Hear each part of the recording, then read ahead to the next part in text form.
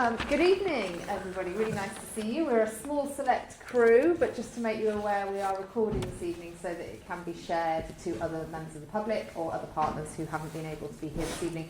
If you object to anything being recorded, then please just give me a nod and we'll make sure the camera doesn't swing round in your direction. But if you're perfectly happy to be recorded, hopefully those of us at the front here are happy to do so. I am Emma Daniel. I'm the Deputy Police and Crime Commissioner. I'm really fortunate. I've got some of my own portfolio that I lead upon. Currently, one of our big areas of focus is victims and victims of crime and how we can improve that victim experience, but equally also improve those outcomes for them through the criminal justice system. So it's an area of work that I'm really working on at the moment. I also lead around some of the youth work on behalf of the Commissioner. So this evening is about your voice in policing. This is what we've termed that. It's actually our second event.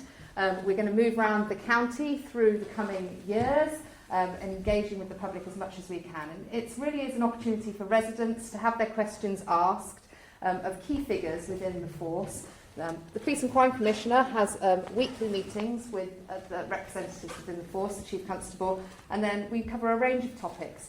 And that gives us a real insight into how police are being held to account. But this is your opportunity to also ask some questions, but we're also publicly going to hold the Chief Constable to account. So we're not going to put him in the stocks, I don't think, not today. But thank you to everyone who sent questions in advance. What we'll try to do is ensure that each of those that have been sent in will respond to those throughout the evening. And hopefully, if it sparks some conversation with yourselves and you can think of any questions, we obviously can take live questions as well. Health and safety wise, just to make you aware, we have got some toilets, we've got some hot drinks just out of the corridor there on the right. The fire exit, there's an exit there. We've got lots of uniform officers who'll be able to escort us out of the building and make sure we're all out safely. So yeah, that way I'm in a nice bright coat, so you'll be able to follow me because I'll be one of the first out if the fire alarm goes off, because we're not expecting a fire alarm. I'm going to hand over to the Police and Crime Commissioner, Felix Seckham, and he will go through some introductions and outline for this evening. So thank you. Good evening. We have a quality audience rather than a quantity audience, but it's very good to see you and thanks very much for coming. But this will be for a wider audience. It isn't just those of us in the room. So can I welcome everybody, including our uniformed police officers, including the Chief Constable, David Gardner, who's sitting on my right, and on his right is Inspector Carl Faulkner, Chief Inspector Carl Faulkner, who is in charge of the northern area. Warwickshire is split into three policing areas. The north, which is the boroughs of North Warwickshire and Nuneaton Bedworth. The east, which is the borough of Rugby. And the south, which is the districts of Stratford and Warwick. So hopefully we should be able to answer questions that either will apply to the whole county or are specific to this policing area, or indeed specific to Bulkington, Nuneaton Bedworth, whatever you wish. So we haven't set any particular theme for tonight, so the questions can be about anything that you wish to ask to do with policing. I'm keen for this to be an event for communities to share thoughts and have their questions answered. We've had a number of questions submitted to us beforehand, which we'll go through, but if at any time, basically you three guys, if you want to ask a question, just put your hand up and I'm sure we can. We don't have to stick to any particular format. So my job is to hold the Chief Constable to account. This is the second in a series of public meetings we're going to have where I can visibly be seen holding the Chief to account, along with Emma, my deputy, and we will be asking some questions that we think residents of Warwickshire would like to ask of the Chief Constable and the police force. So in terms of how things will run, I'll begin by asking a couple of fairly broad questions to get us going, and then Emma Daniel will then bring in the questions sent to us in advance, along with those which you may wish to ask as well. So, introductory question one is, communities across the county expect visible policing controls and engagement with local named officers. How is this being achieved here in the north of the county, particularly within areas such as Bulkington? So I think that's one probably for you, Carl. Absolutely. Good evening, everybody. Lovely to see you, and thanks for coming. So yes, a good question. So we've been mandated by the Home Office to hold to account to something we call the neighbourhood policing guarantee. That stipulates that we need to provide officers and staff in every location with our neighbourhood's footprint in the north, and that's exactly what we have got. So we've got police officers and PCSOs that sit within each of our S&T areas. So we do fulfil that. It's especially interesting to see how we've sort of managed that across the space when resources are particularly finite. So we do that in a problem-solving way, looking at the science of policing, trying to work out exactly what our demand is, and then put our resources in a targeted manner towards that demand. So in a simplistic answer, yes, we have got the resources in place for each of the S&Ts, and we use the science to target our resources against the demand that we actually perceive. Thank you. Anything to add for the whole county? Yes, certainly. So, hi everybody, David Gardner. I'm the current Acting Chief Constable in Warwickshire. Just a little bit about me before I come back onto that. I've got 25 years service in Warwickshire. I joined in Bedworth and Bulkington, so I've kind of worked in this area quite a bit over the years, on and off. But I'm currently based at Leek Wootton and have responsibility for the whole county of Warwickshire. As a force, we've got 2,000-ish people, so a mixture of police officers, police staff, PCSOs, and within those numbers we have protected, dedicated, safer neighbourhood teams. So the key for me, for us being really good at the stuff this question's talking to, is our ability to protect those resources so they're local, they know their local communities, they know which, in this case, sort of schools, locations where these parking vehicle issues are happening, and can prioritise the response so that we're there at the right times and engaging in the right way with those people. So it's not a sort of blunt policing response, it's one that's educating, that's advising, that's helping, but has enforcement attached to it if we need to. So as we go through with other questions, I'll probably keep coming back to that point. We've got to protect our neighbourhood teams to be consistent and to know their local areas, which is what I think we've been collectively trying to do now for some years, really, to make sure people really know their local communities. From my point of view, I've always been a supporter of neighbourhood policing, particularly our PCSOs, who probably are the most visible of all parts of the force to the public. Visibility is a question I might get asked tonight. It's always a question I get asked about. So hopefully any other follow-ups to those two answers? No. Right, I'm going to hand it over to Emma now, and we'll go through some of the questions written in advance. Mr. Taylor's here. I don't know when is there anyone else who's been... Yeah, I've got a couple of people in the room. Yeah, there are a couple of people in the room. We might give you the chance to ask it yourself. Thank you. Okay, thank you very much, Commissioner. So we've got a mixture of questions, as we've said. Some of those have been sent in advance, and obviously if anybody in the room does have a question, then I'll keep a watch, and I've got the roaming mic that I can come out and speak to you with. So some of the questions that we've already had in one was from... I won't name them because they may not wish to be named, but they did provide us with their name. And what they're asking about is whether it's possible to have occasional information patrols to remind those on the school run, parents and carers, to switch off their vehicle engines whilst stationary. So I think probably, Carl, that's one for yourself in relation to how you patrol your schools. As I'm well aware, we often get it raised with ourselves across the whole county. You know, all schools have trouble with parking outside schools. They've increased in size, but the small roads which feed to them haven't. So over to you. Of course, thank you. So I think it's firstly important to just tell you in terms of what our strategy is around neighbourhood policing. So within a Warwickshire area and the county, actually, we actually work towards neighbourhood policing guidelines with 3 specific pillars of engagement, targeted activity and problem solving. So everything that we do in the neighbourhood space is targeted against those 3 pillars. And the 3 pillars are assessed, they're reviewed, and we understand and take learning from what we do. And that's very much the case with school parking and school patrols. We have regular and sometimes sporadic operations targeting some of the school areas to make sure that we drop on parents that are illegally parking so they don't suspect it, so it's not common and regular and they don't see the patterns that we're doing. It is, of course, one of the main complaints that we see in communities across the county, not just in the north, around school parking and patrols. But it is very important because of some of the dangers that we see from some of the parking that we do see and some of the offences that are committed as part of that. But in terms of information to parents around people that have parked using their cars in an idle fashion, there are criminal offences of idling, acquitting from their vehicles that we can deal with through fixed penalty notices or reporting for criminal offences. So we do look at those processes and work with the local authority as well to do that. But prevention is also a big part of that process. So what we do is we have set up a number of junior PCSO schemes across the county as well in the north. where we have our PCSOs working with some of the school children and the teachers around school parking, and some important matters like VORG and drugs, child sexual abuse, sextortion, all those sorts of things. And school parking forms part of that process. And it's probably one of the mainstays because they actually get a uniform, a hat, a high-vis jacket, and they go out and they actually enforce the school parking against their own parents. So it can be very, very apparent and works very, very well. But of course, in terms of information that goes to the parents, it is very much about working with the schools and our partners to make sure that the parents receive the information that they shouldn't be doing what they're doing if they are doing it, and they will be enforced against if they do it. So there's quite a bit of work that goes on in a preventative space and a targeted manner. Brilliant. I love the idea of junior PCSOs enforcing against their own parents. Are there any particular schools in this area that are doing that at the moment?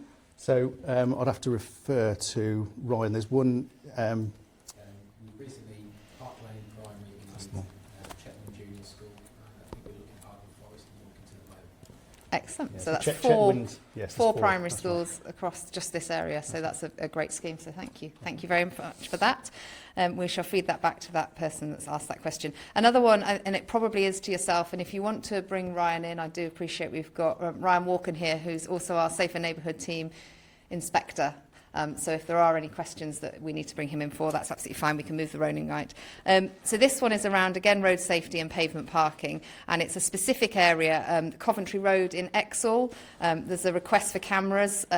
Obviously, our Commissioner leads on the Road Safety Partnership across the county and also represents road safety nationally. And speeding is always something that comes up, but the answer is not always extra cameras, as we well know. But this particular question does suggest, are there extra cameras that are needed, or is there another method that could be used? Okay, so in terms of the Coventry Road Exhall, I know exactly where they're talking about in terms of the activity. So we have spoken to the Road Safety Partnership, who we work with as a partner, and at this moment in time, we haven't seen the evidence that's required to formulate any sort of specific road traffic regulation management in terms of speeding, but that's notwithstanding, if we have the complaints come from the public, there's no reason why the Road Safety Unit wouldn't work with us to actually put those road safety measures in place. There are things that we can do though, and public can work with us. So if there's people out there that love to volunteer their time to help us, we can try and set up a community speed watch scheme with the Road Safety Unit as well. So that helps, and it works very well with members of the public being trained with speed cameras. And they can go out at their own volition to actually spend time when they feel, and we can inform them when we see the traffic problems that they perceive, and report back to policing and the Road Safety Unit around specific times, locations along that Exhall, because it's quite a long road, isn't it, in terms of when those traffic regulations are being breached and broken. So community speed watch is very impactful.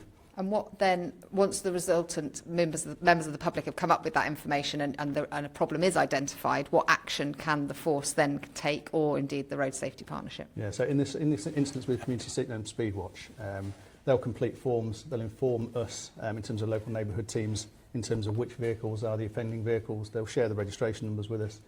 And there's a scaled working system in terms of warning that goes out to the people that obviously own the vehicles, and should it be a case where we have a repeat offender, then we'll get our traffic teams involved to actually complete enforcement on that individual. Thank you very much. Commissioner. Yes, just on speeding, which I talk about a lot, we're trying to keep people to the speed limits.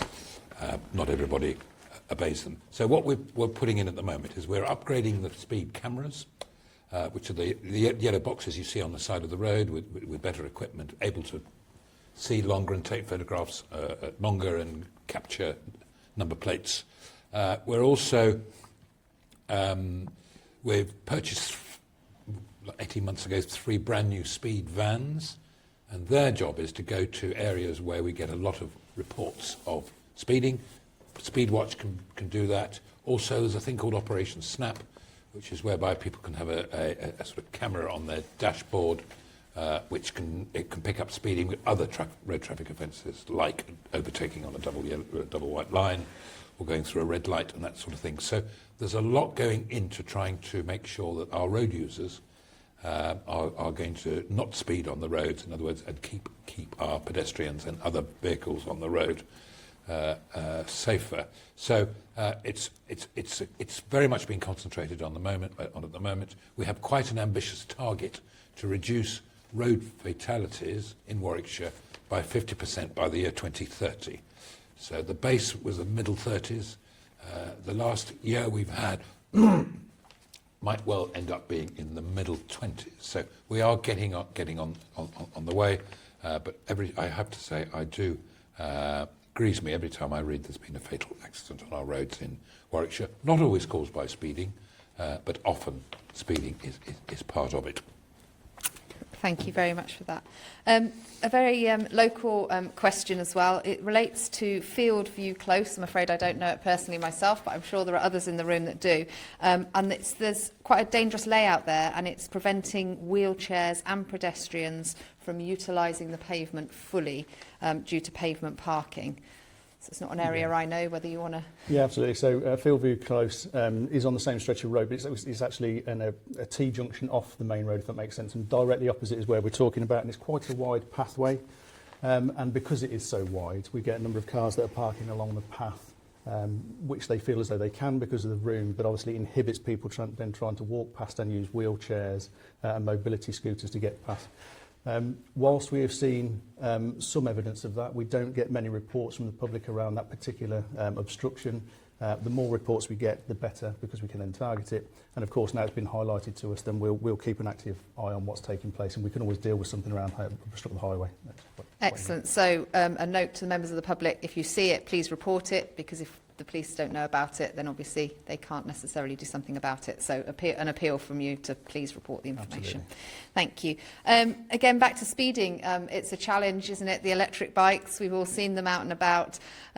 We have had a question saying what can be done about the electric bikes and the amount of speeding that they're doing. Chief Constable, do you want to answer that in relation to the legislation that sits around it? I know there's probably local challenge as well. That's right, yeah. I'll make a start and then maybe Carl can assist. One of the challenges with bikes, whether electric, whether off-road bikes, and however they're used really, is the risk it presents to both the rider of the bike when they're doing it, to the members of the public who they're speeding past and being quite dangerous towards, and the risk when police officers intervene when those bikes are being driven around. And there's a real risk that we create more harm by trying to intervene when they're going around as they are. So a lot of the work the local teams will do is about getting people to report it, understanding the locations, understanding who is using those bikes and who is committing those offences, and then intervene slow time when we're not actually having to deal with people driving at speed on bikes. That's not always the case. We have success, don't we? We have off-road bikes ourselves and the ability to go and intervene ourselves. But I think the challenge for us is about using the legislation and make sure we take illegal bikes off people so they can't continue with it, and have those problem-solving plans in place for the locations that are being particularly harmed by that kind of behaviour. So that's the kind of broad position we're in. I'm not sure if there's any specific locations or anything, Carl, you want to comment on. Yeah, absolutely, thanks, sir. So as Chief Constable has made us aware, so they are a blight on society in terms of e-scooters, motorbikes that are used in an antisocial manner, and some electric bikes as well. You obviously have legal ones that are bought by regular people that love to use cycles and keep fit, but also they're used by some of the criminal fraternity and people that like to involve themselves in ASB. Unfortunately, Nuneaton, Bedworth and Bulkington doesn't escape that. We see that quite regularly across Warwickshire, and in Nuneaton, Bulkington and Bedworth we have numerous reports around the antisocial use of those vehicles, if you like. Notwithstanding, there are things that we can do, and the local S&T team have done lots and lots of work around that. And just touch on two operations specifically that will just show and highlight the sort of work that we've done and the scale of probably some of the things that we face. So Op Canyet is an operation that the local S&T team have built around the targeting of e-scooters across the north, and since January alone they've seized over 70 e-scooters. So it shows that the reports are coming in, but not only that, we are proactive in trying to obtain and stop people using these e-scooters in an antisocial manner, because we realise how dangerous it can be in a public setting when they're scooting through the town centres, for example, causing injury to people, etc. And a second operation is Operation Undertook, which is more targeted towards off-road motorbikes, which again probably raises the ante and raises the risk for members of the public. Where we get reports coming to the members from the members of the public into us directly into the Safer Neighbourhood team of people, identification, types of bikes, so we can identify the bikes, sometimes names, and sometimes we actually see it ourselves. And as a result of that, through the referrals, we then conduct warrants, enter people's homes legally, try and seize the bikes where we do, and arrest the offenders if there are criminal offences that prevail from what we've seen. So as a result of that, we've seized 127 motorbikes across North Warwickshire as a result of Op Undertook, which is phenomenal. And you can, well, you don't have to argue, can you? When you're recovering that many motorbikes, you are actually making the public safer. It's the safest place to be in. So they're just two examples, but those two operations are ongoing, and they will continue because they are a real success. I think it's important to emphasise those numbers, because for members of the public who see the nuisance, see the bikes, you don't, it's easy to assume the police aren't doing anything because they see that going by and maybe there isn't a police officer around at the time and it goes unchecked. But hundreds of these things are being taken off people. And so a lot of activity is going on, even if when a member of the public sees one go past, you know, the instant reaction can be police aren't doing anything. So it's important to remember hundreds of these things are being taken off people. Member of the public actually did say, I do applaud what the police have done so far. So that 127 bikes, how long's that been running? So 12 months, 127 bikes. They were suggesting could they have a direct line, but it sounds like there is a direct link. They're suggesting that calling 101 after the horse has bolted, it sort of feels a little redundant, so that if that questions come in, we could perhaps feed back that although there's not a dedicated phone number, there is a dedicated way into the Safer Neighbourhood team to report that by the sounds of there's from a what number you're of saying. ways that we can do it. Yeah, so if it's so dangerous, again, you just ring 999. If there's people running through on a motorbike, you know, if you take somebody out, direct hit on a member of the public, it could be fatal. So it's really important. So happy for them to use 999 if absolutely. it's a real danger to life in that. So thank you very much for that, Chief Inspector. We've got a question from the floor. Could I ask, is an e-scooter legal? Good question. Good question. Yeah. The reason I ask is that I've walked across the recreation ground tonight, 10 minutes to 6, there's a lad on an e-scooter halfway along the recreation ground. Yeah, and I think Now, if they're legal, at what age? I Because think these that, lads are 13 or 14. There was 3 or 4 on bikes or an e-scooter. this is the fundamental point, I think. And I was out this afternoon with the local SNT and we were talking about this point. You can buy them in shops. The shops will make it very clear they are not to be used, that they can only be used in private places, on private land, not in public. But for me, the reality check is how many people have sufficient private land in reality to use them. So people buy them and they ride them on the pavement. So they're not allowed to ride them on public roads and in public places, but they're not illegal to buy as long as you're using them privately. And I think for me, that's where the rub is. People go and buy them in mainstream shops and then don't realise the only place you can use it is on private property, which for many people isn't realistic, is it? Because they're buying them to use them on the streets. So some people get, you know, a harsh lesson. They've spent a lot of money, and then our local officers come along and take those items off them. But that's the nature of the law at the moment. Do you have the authority just to seize it straight away? Just walk up to a guy with an e-scooter and take it off him? Yeah, we do. So if they're using it in against the law and they're breaching legislation, then yes, we would. We can offer them a warning because it's a metallic vehicle, and we can If send you them. say it's against the law, if it's illegal on any sort of public road or path or anything like that, around Bulkington, they're there all the time. Yeah. I see loads of police cars driving through the village, but no one ever stops. Yeah. You know, so And I think that's the point we're trying to make today, really. I suppose hundreds of these things are taken off people, but that doesn't mean a police officer's necessarily... Those police officers are probably on their way to something else or dealing with another incident at the time, so we can't guarantee an officer will always be able to stop and deal with it, because it is prolific, isn't it, out there?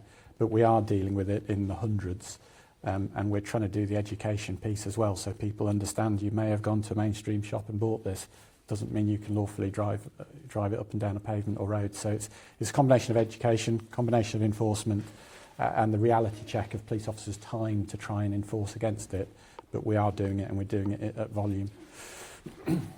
And I went to see the Royal National Institute for the Blind about 12 months ago, and they are very concerned about all electric vehicles, but particularly e-scooters on pavement. So I've signed up to try and push it as an issue.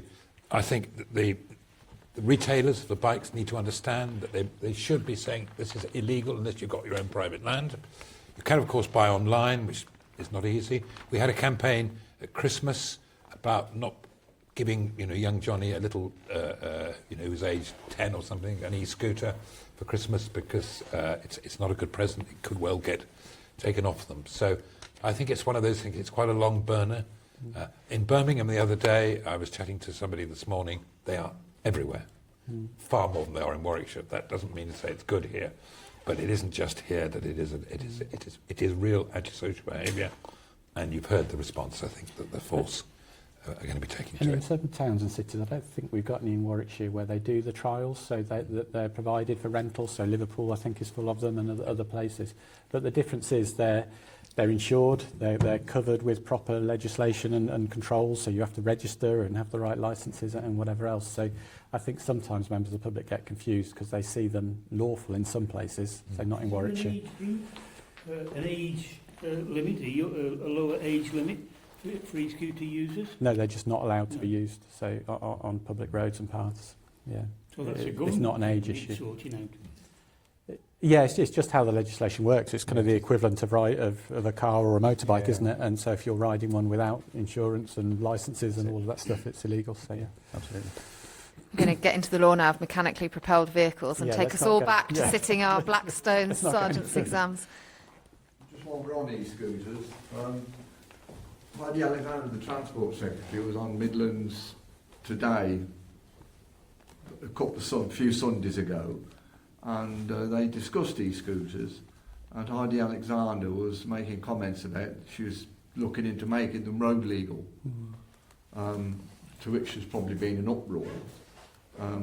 At one of the Nuneaton meetings, I did have a chat with one of the officers there, and so what's the chances? And he said she's got no chance. Is that the situation? Because there's a lot of them about on the road still, and what everybody said is correct. But I mean, I did ask the officer how many parents have been taken to court for allowing their children to commit a crime. Because riding them is illegal. It's as simple as that. It's, you can't argue about it. It's either right or it's wrong. And taking them off them is one thing, but they sort of seem to come back again. I'm not sure there's enough happening. I appreciate you can't do everything. Yeah, so there's a lot to do, so like you mentioned. There's a lot to do with government policy. And with government policy comes a lot of review, risk assessment and judgment, which then will come from the Home Office, will stipulate to us as police forces then what we should, shouldn't and can and can't do. So until that time, really, we will work with the powers and legislation that we've got to enforce the law that we know it as it is at the moment. But notwithstanding, like we've spoken already, it is very dangerous. We're aware of that. An Operation Canyet that's led by the Safe Neighbourhood team have been doing as much as they can to seize as many as they can and deal with the parents, with the children, to try and advise them, teach them and stop them doing it. It's the efforts being put there. And there must be some benefits to them, because otherwise, big cities like Liverpool wouldn't be doing the trials of the rental scooters. But I think it's about how the right legal framework's in place to make sure they're safe and properly regulated and all of that. So that's a sort of government policy position. But as Carl says, Theoretically, that's already in place, isn't it? well, for us from a policing point of view, it's relatively straightforward in the sense that it's not lawful. So we deal with it as such. If there's a policy change in the future, then that would change our response. But I think in the current environment, that they are dangerous because people ride them on pavements and at speed, etc. So we need to carry on doing our enforcement as it is now. Thank you everybody for that, and thank you for opening that up to the floor. That was interesting, so thank you. Just moving through to some other sort of wider antisocial behaviour and related issues. There's a question, it's an anonymous question, it's very specific around Barbridge Road in Bulkington, so hopefully familiar to you, Chief Inspector. It's opposite a school, there is a cannabis grow and it is ongoing. The words are, some days the street absolutely stinks. So that sounds like good intelligence to me, but I may be wrong. Yes, absolutely. So we do have sometimes considerable information and intelligence that comes through to our neighbourhood teams around similar issues in our communities in Nuneaton, Bedworth and Bulkington. In this particular case, I have checked with the Safer Neighbourhood team and we have had some historic information, but for us to enact and work with that information, it needs to be at a suitable level and the evidence needs to be strong enough for us to be able to go to court and obtain a warrant to do anything with that information. So at the moment, the information that we have is not strong enough to obtain that warrant. But that said, again, next being highlighted, we will work and see what we can try and do to establish what's going on at that address, basically, without trying to undo what we would do in terms of our working practices, I think. Excellent. I think probably a plea as well to members of the public that do smell it at various times to perhaps ring that through on 101. They can use Crime Stoppers as well anonymously, can't Absolutely, they? yeah. Or indeed contact the Safer Neighbourhood team officer, who I believe is Alison, or Tony, I think is your Toby? Tony. Toby, you're there, apologies, your PCSO. So yeah, I think just if they're out and about in the area, then people can identify the intelligence and bring it to them, can't they, as well? So please report it, because then it can a warrant can be obtained and then something can be done about it and some enforcement. We've got one question from the floor. You are here today. Are you happy to ask a question from the floor? Perhaps we could come to you separately a bit later and talk to you. We can come to you at the end. I think that's probably more appropriate offline. You read out the questions, probably the easiest thing, isn't it? I think it would be more appropriate to do it offline. We'll do that one offline. Thank you very much, though. Appreciate that. Are there any other questions around drugs or drug-related issues that you'd like to highlight, and any sort of operations that you're currently running in this particular area? Yeah, so we do run drugs operations in the north, and we had completed a number of warrants in Nuneaton and Bedworth and Bulkington, and we have some significant results from those warrants as well. So I can't stipulate enough the importance of obtaining as much information and intelligence as we can, and we will act upon it where we can. Again, in terms of results, speak louder than words sometimes, don't they? So we've had seized well in excess of £2 million worth of drugs from some of these warrants that we've done over the last 12 months, and we'll continue to do those warrants as we go forward when we get the intelligence.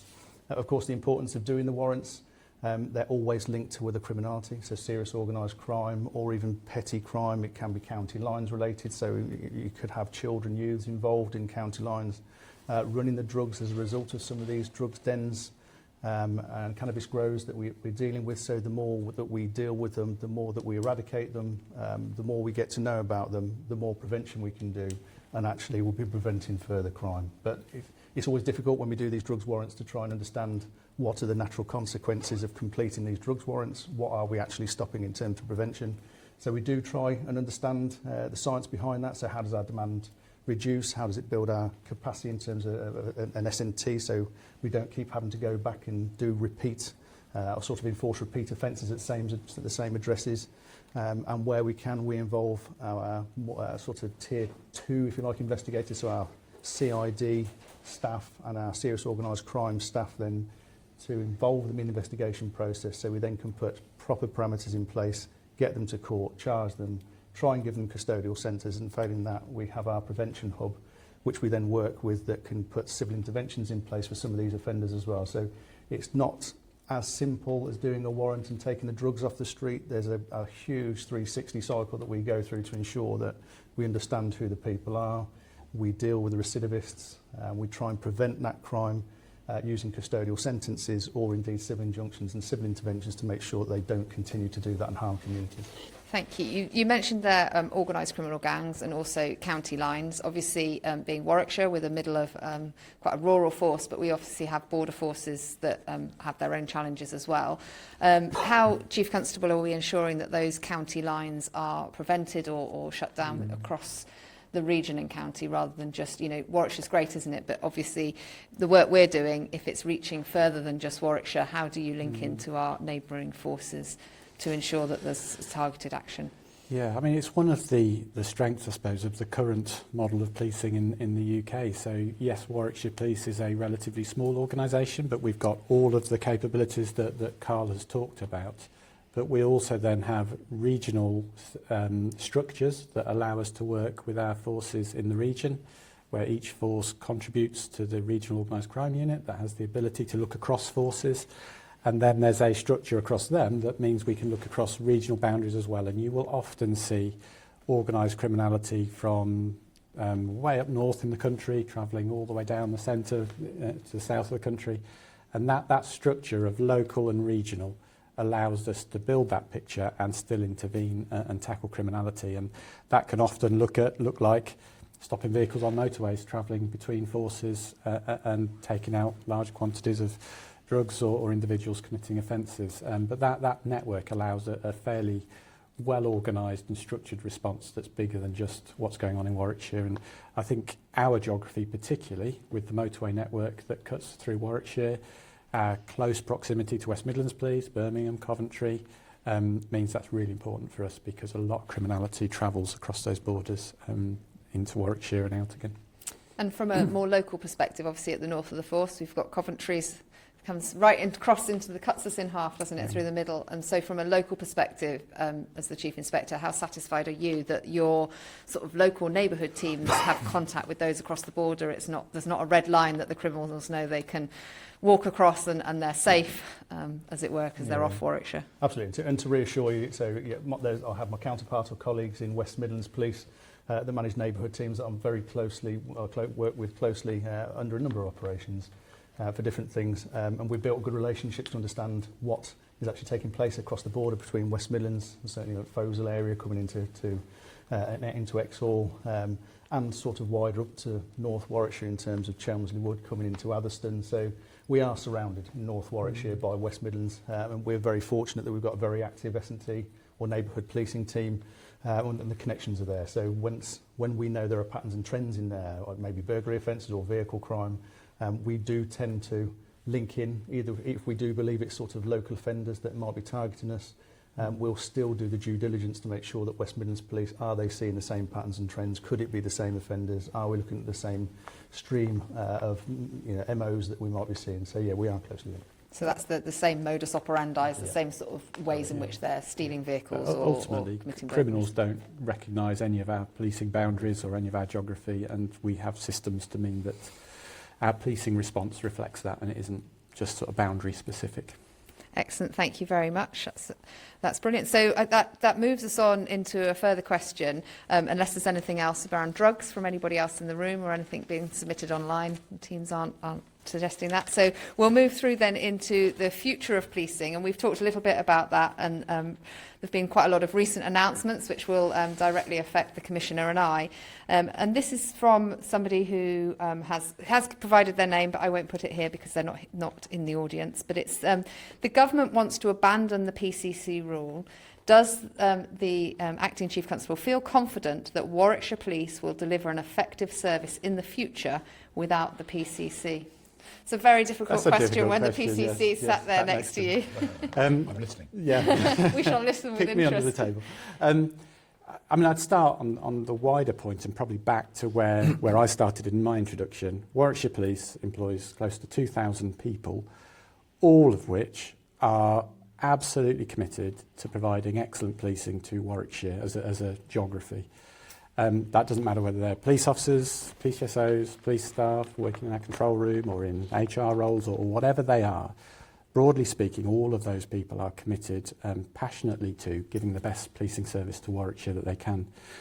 Warwickshire's got a long history that goes back before PCCs to different governance models before.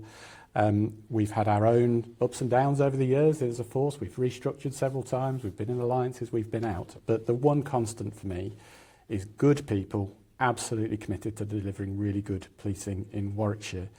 And I see no reason for that to change going into the future. Whatever happens in terms of structures and governance, I think policing is, well, we say 80% of our budget goes on people. Policing is about all of those people being absolutely passionate about giving a really good service to people in Warwickshire, which by and large they do. For me, the question around the PCC governance is more about what comes next and what that looks like, and we don't know that at the moment. So it is very hard to answer the question until we know what that governance looks like. But as long as it allows policing to carry on doing that, as in people who care, passionately doing the right thing for the people of Warwickshire, then it will continue, and policing will continue and continue well. Whether the changes following PCCs make it easier or harder for us to do that, we'll wait and see when those details come through. But most of our officers and staff want the freedom to go and do a really good job. And I think under PCCs we've had that, because we've had that ability to work well for the people of Warwickshire. So we kind of wait and watch and see what that governance looks like. I think in 2 years' time when it changes, and I would be confident and optimistic, I suppose, that whatever follows still allows us to get on and give really good policing. So my comment in that, yes, my position is going to be abolished in 2 years' time. So 2 years is quite a long time. There's lots to be done in that 2 years to make sure that the force is adequately funded, that it is resilient, that we're getting enough officers of a good quality coming in. So all those things will continue. But during those 2 years, and we've got discussions, and we're waiting for government announcements, I want to know what the future holds. In my view, I think they've got it the wrong way around. You wouldn't normally abolish anything until you knew what was going to replace it, whereas this is where we're at with the Home Office. So we'll wait and see. I mean, I was asked this question. I was at a public meeting last night near Warwick, and my view is that I just want to make sure that Warwickshire into the future is well policed, that it's properly resourced, properly funded and commanded and all those other things, so that it can respond to the wishes and the needs of the residents of Warwickshire, which is what policing is all about. So, bit of a question mark, but we're going to work really hard over the next 2 years to make sure that Warwickshire is still, I'd like to see it remain a standalone force, which I hope it will do. But if we have to merge, if we're asked to do anything, we just need to make sure that whatever mode it goes forward in is efficient, responding to our residents' needs. Thank you. Commissioner, one for you. How many officers were there, if I'm going to put you on the spot here, police officers were there covering Warwickshire when you first joined, and how, as a commissioner 10 years ago, and how many will there be, or we hope to have, when you finish your final term in 2 years' time? Well, of course, that depends on the money. When I started, we had about 800 officers. As at today, we've got just over 1,130, so we've had a 40-something% increase. Interestingly, in the West Midlands, I have less officers than they did in 2010, so quite interesting.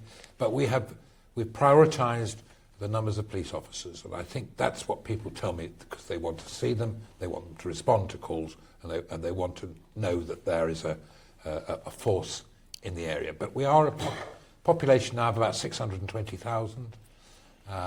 We don't get a good deal from the government on the Home Office funding, on the formula that it's done. And interestingly, in the last, I think it's since 2010, Warwickshire's grown by about 12.5%, which is the biggest growth of population of any policing area in the country. At the same time, we have received 12.5% less per head of population from the government.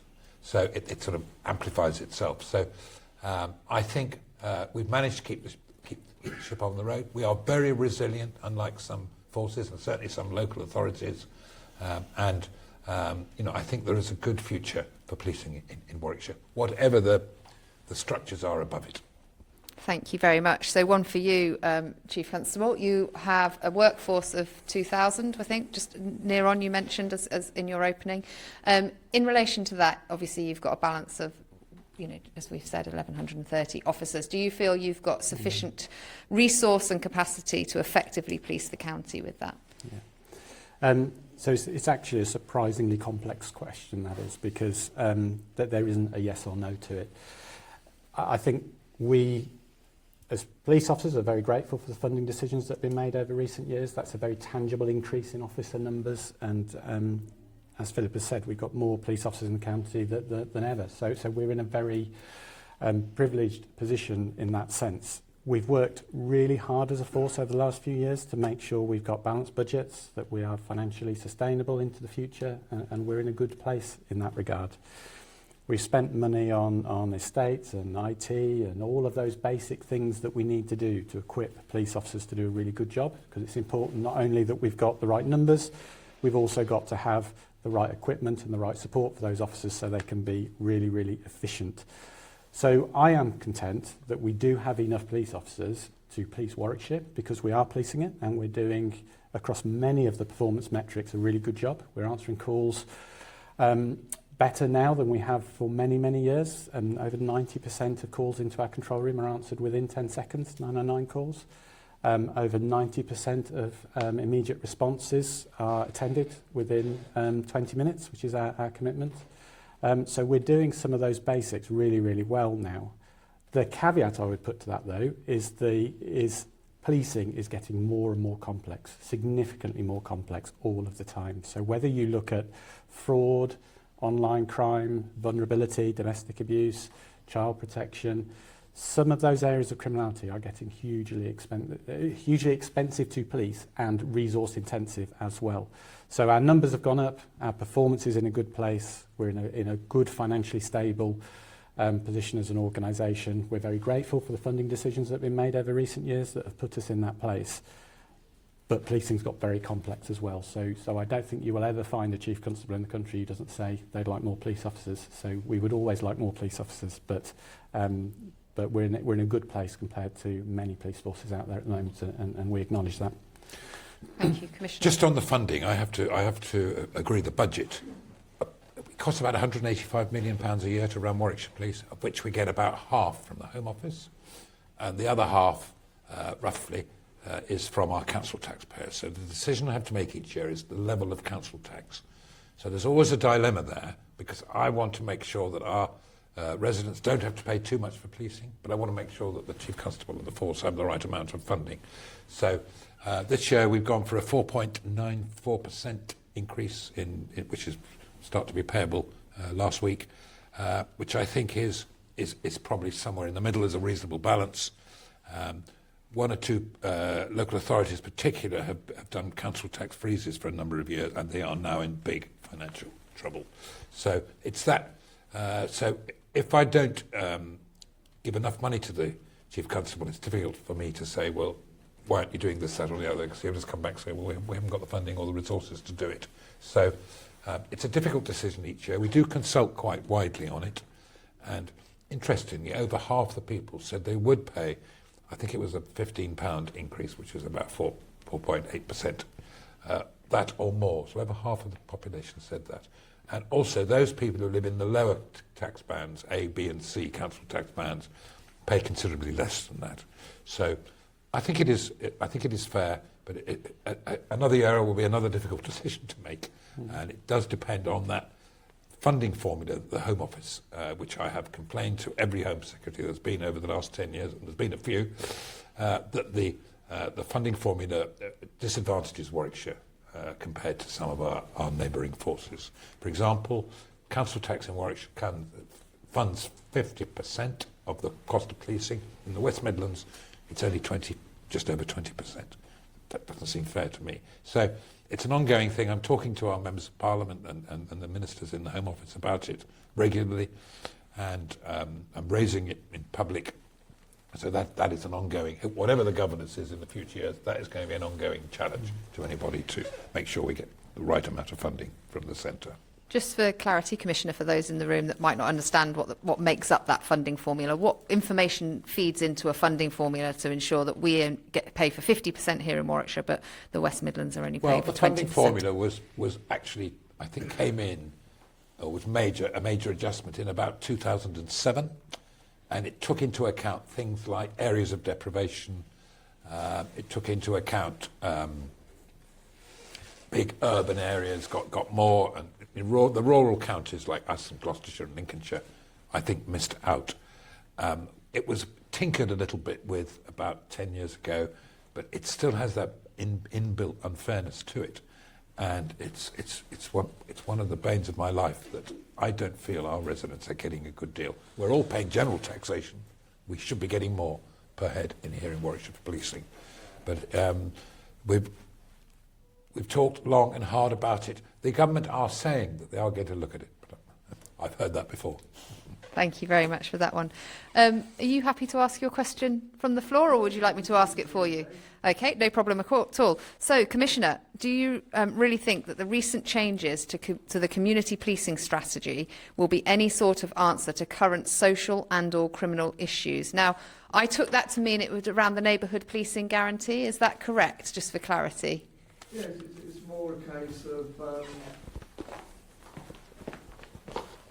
I'm probably the oldest one in the room, but I can remember back in the 50s and 60s when everything worked. And when I walk around today, I sort of get a sort of feeling that there's a lot not happening that perhaps should be. And I've always been results-driven rather than promise-driven. And we seem to get lots of promises, but not results nowadays. I do agree with a PCC. I'm glad you're still here and hope you stay here. But I just get the feeling that there's not enough feet on the ground within the force at the moment. And I feel that the public, we're gradually being converted into information gatherers. And we stick it online and nothing gets heard of it again. So I always attend the local meetings and have my say. And I think there's a lot of police officers, it's like nurses. The job used to be a vocation. Because of the quantities of officers you need nowadays, I'm not sure that's the case. So I'm a bit sort of like in between about it all at the moment. I mean, I've got some nasty feelings, but I've also don't want to say bad things because I think in general everybody's trying. But it's the results that matter, and they don't seem to be quite as many results today as there used to be. Well, I was born I hope it has. I was born under the reign of King George VI, so you may not be the oldest person. So, yeah, I mean, that is a really, really important question. I think you're referring to society, to the divisions in society, to some of the anger about, and to some of the ongoing, the Chief Constable mentioned them briefly, some of the changing scenes of criminality. In my view, the policing has always been about working with the population. It hasn't suddenly come in. And I think what you're probably referring to years ago, I mean, for example, in 1959, Warwickshire had 350 houses. I bet there was one in Bulkington. And in nearly every village in the county had one. And in those days, there was one bobby there who knew everybody, and we clipped the youngsters around the ear and that sort of thing. That is just not effective now. I don't see how one bobby on their own in a village could deal with a complicated domestic abuse case, or indeed cybercrime, all those sorts of things. It has become, like many professions, more specialised. There are specialised teams to deal with those things that are complicated and take a lot of time to investigate, etc. So, as far as local policing is concerned, I've always been a great supporter of our safer neighbourhood teams. Norfolk, which is a constabulary out on the coast, on the east coast, have abolished all their PCSOs. I think that's a retrograde step. This week we've taken on another 9, I think, PCSOs, and we're continuing to bring them through. And they are, in many ways, they're the sort of the backbone of our safer neighbourhood teams, with officers in them as well. So I think we all need to work closely with the safer neighbourhood teams. And we need to make sure that we work with the public and not against them. I think in other countries where police are armed, for example in France, I'm not sure they work with the population. I don't think they probably do this policing in France, this sort of event. It's a different sort of social mix in other countries. I think we've got a good system. I think it works. And I think that by and large people have confidence in it and report crime because they think something will be done. I'm going to ask the Chief Constable, do you want to come back again? Just quickly. Yeah. One of my concerns, technical background, hope you read, AI isn't going to solve everything, and there's far too many people thinking it is, because they've given it the wrong name. It isn't really intelligence, really. It's just data gathering and processing. So, that just needs to be taken into account, I think. There are uses for robotics, for sure. Bringing together information from different places. That can help. But AI or robotics cannot make a decision on a crime and come to a conclusion. And there's been examples in the West Midlands where the AI got them into trouble. So I think you're absolutely right. But I do think it has its uses as long as it's applied properly, carefully and reasonably, and everyone understands what it will or won't do. It's a bit like mobile phones in the early days. They were really good to start with, and then they became a curse. And AI is sounding really good to start with, and it was going to become a curse eventually if we're not careful. I'm going to ask a comment from the Chief Constable, because it's an interesting question you've asked. Yeah, I mean, I think people forget how complex the system is. So right from people's upbringing, schools, early intervention, through to the justice system, prisons, CPS, probation, and you've got policing in the middle trying to do its bit. But the solution is often not police your way out of particular situations. They're deep-rooted societal issues that have lots of avenues for them to solve or deal with it, and policing tends to be the place that gets the brunt of the criticism or the brunt of the challenge, whether it be in the media or whether it be from people just looking in saying policing should do more.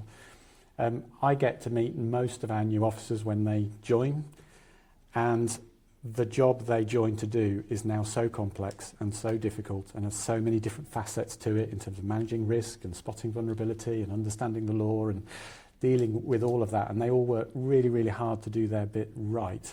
But it's a whole system, and you can't just look at the policing bit, I don't think, and say, if policing did its bit right, then the rest of it would work. And there's currently changes within the prison service that we know about that will have a dramatic effect on policing. And we have to see that system in the whole, I think, and see it as round. Sure, and one bit falls there and the whole lot falls. That's right, yeah. And the visible bit of policing is very, very important. I think that's almost the timeless bit that's always been important and is still as important today as it was before.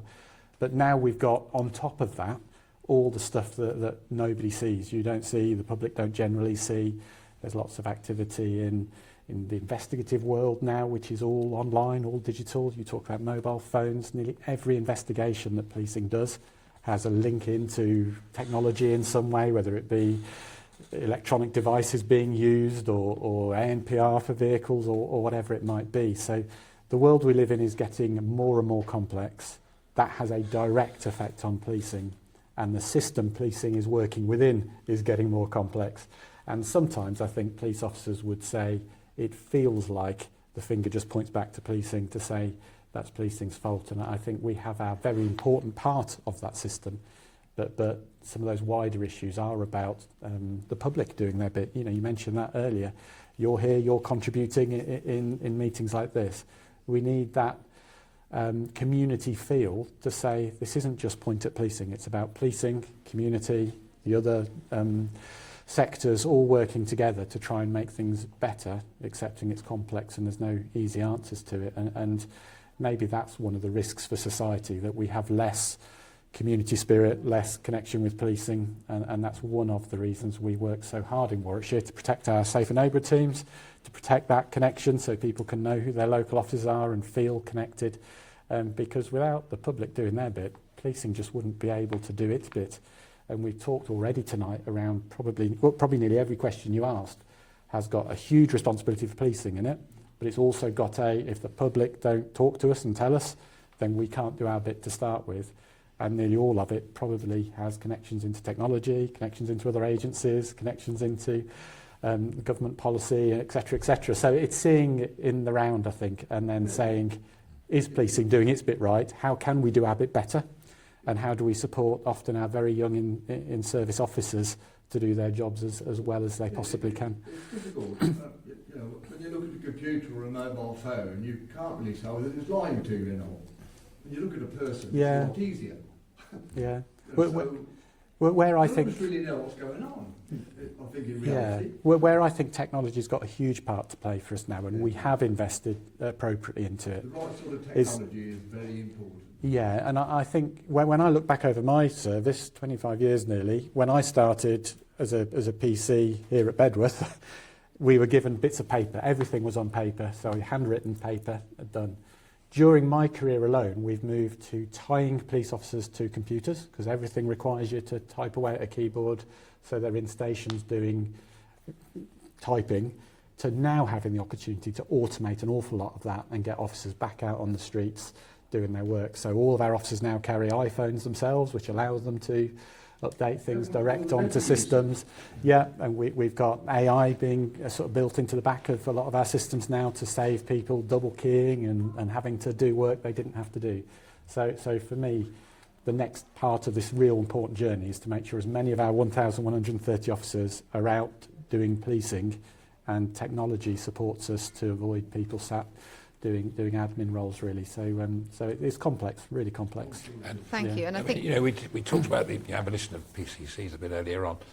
I think one of the things that we've done in Warwickshire, probably as well as, if not better than anywhere else, is because we're small, we're one of the smallest forces, we have been able to link in with all of those partners that the Chief Constable and myself engage with all the time. I've got the convening power to bring in a housing association, a health service, fire and rescue, whatever it is, to keep encouraging more collaboration and working together. I think that's the way forward, and it is definitely easier to do that in a smaller force than it would be, say, in the West Midlands, where they've got, well, they've got 7 upper tier authorities, and so it's interesting discussion.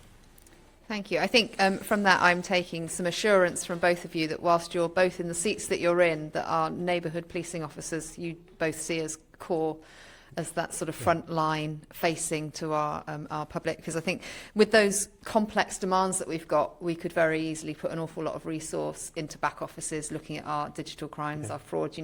You're far more likely to become a victim of crime probably sat at home with somebody committing online fraud against you of that nature. But actually the benefit of those safer neighbourhood team officers, those PCSOs who are out there in our communities and engaging with members of the public is exactly everywhere that the Commissioner and I go, and indeed I'm sure where anyone else goes, they always ask for more visible officers on the streets. But we have to recognise that changing face of criminality. But it's good to hear the assurances from both of you around the neighbourhood policing officers and how we want to retain those and that presence in the communities. So thank you for that. One further question I'm going to pop to you is the impact of shoplifting nationally is talked about hugely, and I just wondered what's happening in this area and then across the force as to what assurances you can give, Chief Constable, in relation to what your officers are doing to prevent those offences, but also take those that do offend through the criminal justice process to the best of your ability, and are our retailers on board in relation to that? Yeah, fine. I mean, that's an area that's had significant focus from not only Warwickshire Police, but many police forces over the last year or two. You've seen a lot of it on media. News has covered a lot over recent years around the kind of what feels like a massive growth in shoplifting as a criminality. We've got dedicated teams who focus on it, and they engage with the business sector quite closely. I'll bring Carl in a minute, but my perception, I don't know if you agree, is that we've probably got ourselves into a place over recent years where people have stopped reporting it because they don't think policing will do anything. And we've worked very hard over the last year or two to reverse that. So our local shops, our local businesses know it is worth reporting to us. So they have that direct connection with us. They do report it. We've seen a significant increase in that criminality. I'm not sure that increase is necessarily an increase because there's more shoplifting. I think it's an increase because people are feeling more confident now to talk to us and report it to us. And when it is reported, we're taking it very seriously, and we are looking to lock up people who are shoplifting and detect those crimes and work with the local shops and businesses with IDing offenders and taking them through that criminal justice system. But back to my earlier point, really, that requires that whole system to take it seriously and that whole system to deal with it. And often people who are prolific shoplifters are back out shoplifting very quickly after we've arrested them and put them through that process. So again, it's a whole system issue, but policing, and Warwickshire Police particularly, is taking it very seriously and dedicating resources to working with businesses to do it. So I'm assuming that's your Absolutely. reflection. So we're very fortunate in Warwickshire to have a business crime team. So we have a sergeant and 8 police constables that are dedicated to targeting shoplifting offenders across the county, and we definitely target our activity towards those offenders that harm us most in certain locations. A bit of the old 80-20 rule, so 20% of the people offend 80% of the time, if that makes sense. So we're using the science and the problem-solving ability to actually target those offenders, and we're having some serious successes as well, to be fair. So shoplifting, we know that the reporting around shoplifting is probably the greatest in the county of most of our offences that we see.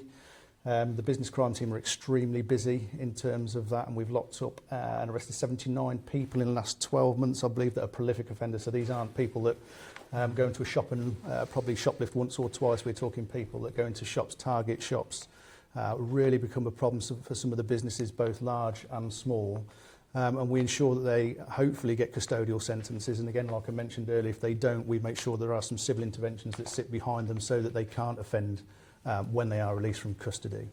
We do a lot of work with our partners as well in terms of problem solving. So we've had some good successes in Nuneaton and Bedworth. So Tesco's at Bedworth were blighted by shoplifting, and the work that Ryan and his team have done around that, and a specific damage offence around arson.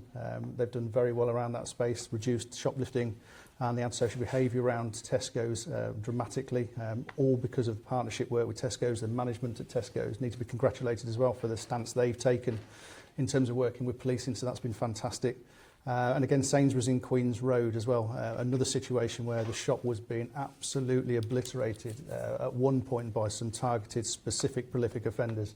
And again, working with the management team at Sainsbury's and the business crime team through Ryan and the 8 police constables, it pretty much went from quite significant offending almost to zero within a 7-day period because of what was implemented and how we could help them through preventative techniques using, and indeed some of our crime prevention design advisors. So the partnership space, which was mentioned earlier, is extremely important for policing to make sure that we can use every angle possible and every resource possible that's in community in a public space to target how we reduce that criminality. And the business crime space is definitely one of those places that we use it. Thank you very much. Has anyone got anything else from the floor? Oh, I was going to comment earlier on about the bobby on the beat in Bulkington when they had it was a village then, but he'd probably walk 10 miles a day, but he'd pop up here, there and everywhere. You go around any corner and the first thing you do is meet him. He knew everybody only because he was on the ground all the time. Now we see the PCSOs in Bulkington, well I've seen them a couple of times this last week, but if they were here every day at a different time, it'd be a lot different to what it is now. Okay. I did comment when there was a drop-in centre here a couple of weeks ago in the Working Men's Club. I commented then the fact that the yobs, and I will call them yobs, they're nearly always on a Friday, and they are traveller kids, but they're always up to mischief. There's 2 or 3 of them with electric scooters, but do you ever see any of them on a Friday? PCSOs? I've seen more uniforms here tonight than I have in my life here. I've been here 40 years. And it's absolutely amazing to see so many uniformed people. I didn't know we got that many. I'm going to Can I just add one more question, please, to the PCC? Yeah. When your roll goes, does that mean the Chief Constable will get 3 or 4 more feet on the ground? Well, I don't know. We're looking at that. In my view, it's not going to save a lot of money because whatever format it is, it could be a local authority board, it could be a mayor with a deputy mayor. They're going to need the same support and office that I've got. So I don't think it's going to make any money. But of course, we're always looking for, in fact, this year, I've asked the Chief Constable to make £2 million worth of savings, which have been achieved. So we are just not spending money for the sake of it. We're looking to make everything more efficient. So there will be ways of getting more boots on the ground, of course, but I don't think the change in structures will be one of those. Do you want to talk about the points raised? I was going to say, did you want to call around the sort of safer neighbourhood teams and how they're resourced at the moment? Yeah. And obviously, I appreciate we've been quite hamstrung, haven't you, through policing it, through an operation that we termed Operation Resolve. The government gave an amount of money around visible policing, didn't it? But I'll let you talk a little bit about that, and it may be why they haven't seen as many in certain areas of visible officers. Thank you. Yeah. So Operation Resolve is in relation to hotspot policing. So hotspots are basically a culmination of data that are supplied through all the data techniques and withdrawal systems that we get. So we compile that data and it produces basically polygons or hotspots in areas that tell us where most of the criminality takes place. So like I mentioned earlier, in terms of targeted activity, we use our resources where we need them most, and these hotspots are deemed the greater percentage of crime and criminality in ASB that's taking place in those areas, so we will target those. Bulkington hasn't got an Operation Resolve area, Bedworth has got 1, and then Nuneaton have got 6.